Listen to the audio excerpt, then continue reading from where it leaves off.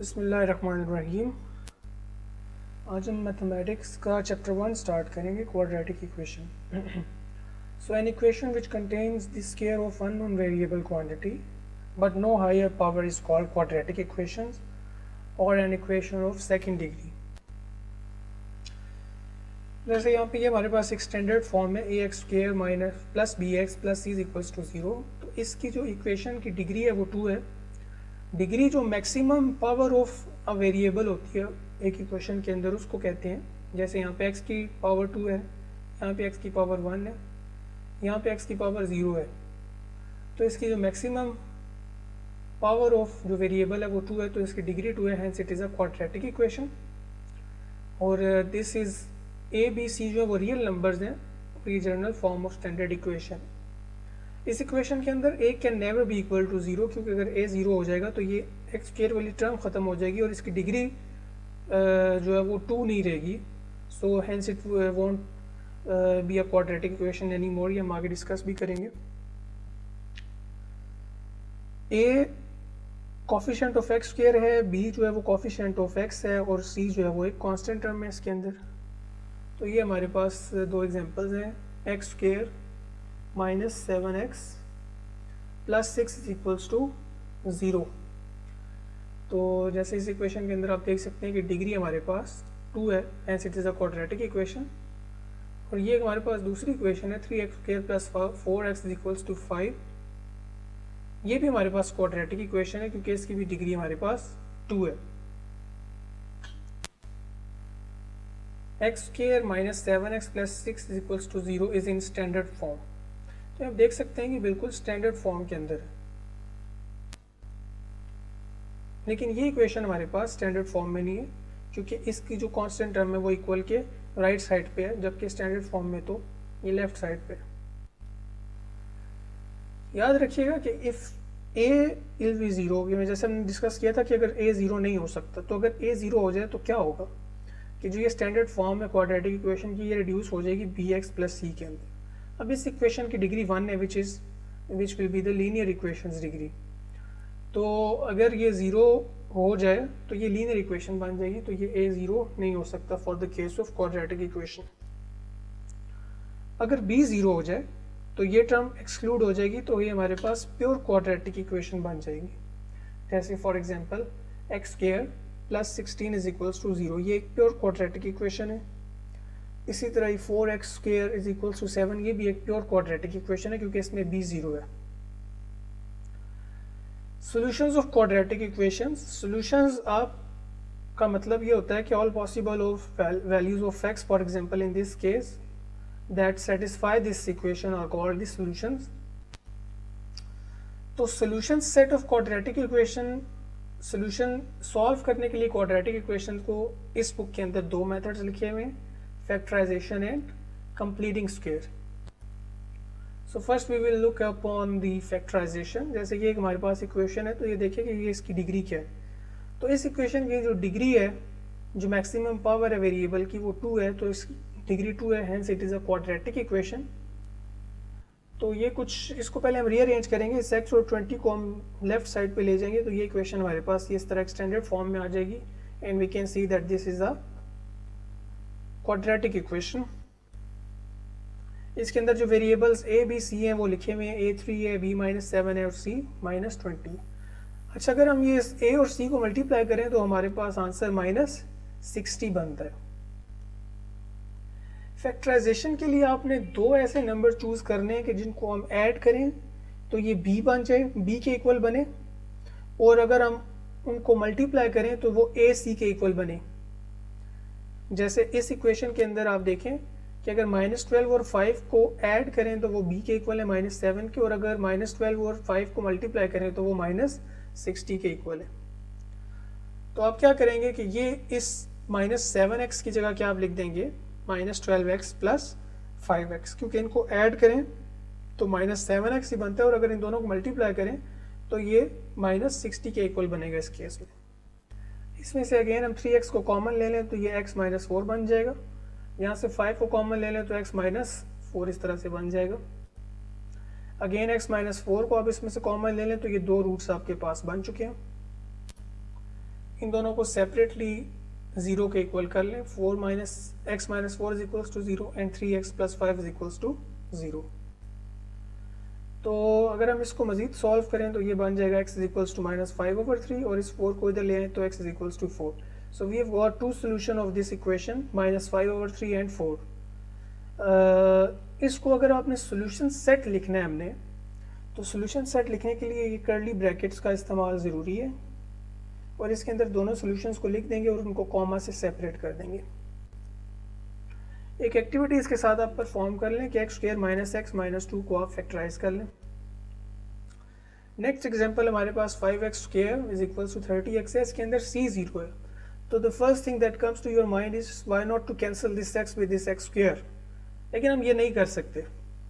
क्यों नहीं कर सकते? क्योंकि अगर हम ये कैंसिल कर देंगे तो हमारे पास एक ही सोल्यूशन निकलेगा. हम हालांकि इसके दो सोल्यूशंस निकलने चाहिए. चूँकि हम इसकी फैक्टराइजेशन कर रहे हैं और ये पावर 2 है तो दैट मीन्स कि इसके दो सोल्यूशंस निकलने चाहिए. लेकिन अगर हम ये कैंसिल कर देंगे तो ये एक ही निकलेगा. जो हम x इज इक्वल टू 0 है उसको हम इग्नोर कर देंगे. सो ये हमने नहीं करना.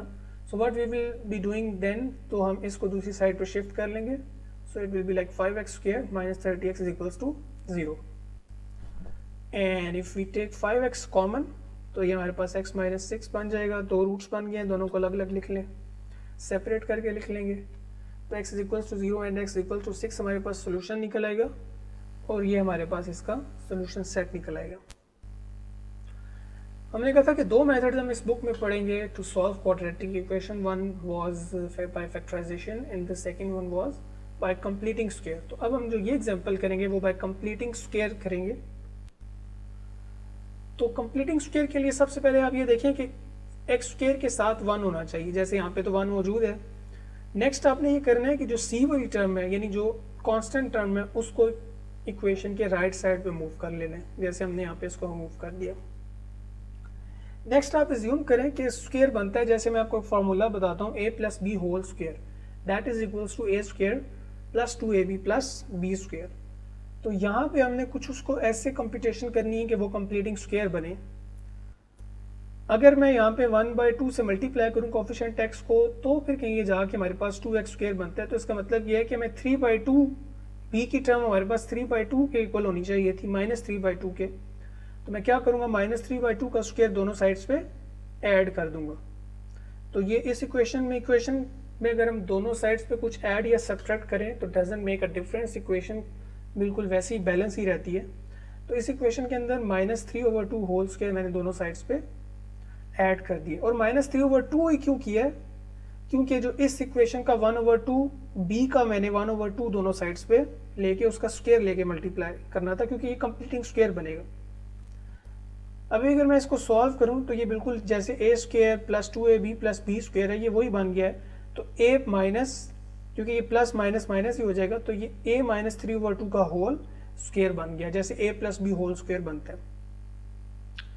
And I solve this side, so it will become like 16 plus 9/4 and we will get x minus 3/2 whole square is equals to 25/4.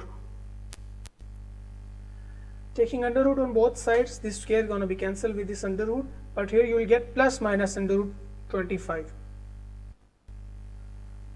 So your equation will be somewhat like x minus 3/2 is equals to plus minus 5/2, which will, when we'll shift this minus 3/2 to the right side, the equation will become x is equals to 3/2 plus minus 5/2. तो इसको एक दफ़ा plus की form में लिख देंगे 3/2 plus 5/2 और एक दफ़ा माइनस के साथ लिख देंगे x is equals to 3/2 minus 5/2. तो एक हमारे पास 4 सोल्यूशन निकला है और एक -1 निकला है. So 4 and -1 are the roots of the given equation. Thus the solution set is -1 and 4. So next हमारे पास एक एग्जांपल है, इसको भी हमने कंप्लीटिंग स्क्वायर से सॉल्व करना है. तो इस एग्जांपल को देखें तो मैंने पहले कहा था कि कंप्लीटिंग स्क्वायर के लिए सबसे पहले आपने करना है कि एक्स स्क्वायर के साथ आपको 1 चाहिए. तो यानी सारी इक्वेशन को हम 2 से डिवाइड कर देंगे.